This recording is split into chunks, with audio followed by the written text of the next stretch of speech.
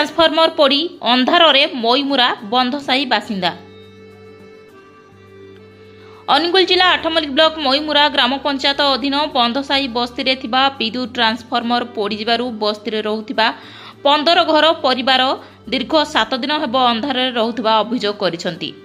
विद्युत जोगाण स्वाभाविक करियाकू उपरिस्थ अधिकारी को जेते अभियोग कले मध्य सेमाने सुनु नाहांती बोली कहिसंती।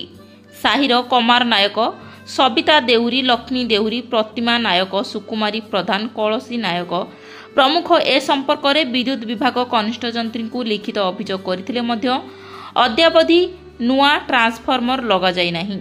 आमे बइंडा विद्युत विभाग कनिष्ठ जंत्री परमानंद खिलार को जोगाजोग करियारु से कहले लगाण वर्षा जोगु पुराणा ट्रांसफॉर्मर खोलिबारे असुविधा हेउची। टिके पागरे सुधार आसिले आमे नुआ ट्रांसफॉर्मर लगाई विद्युत जोगाण स्वाभाविक करिवु।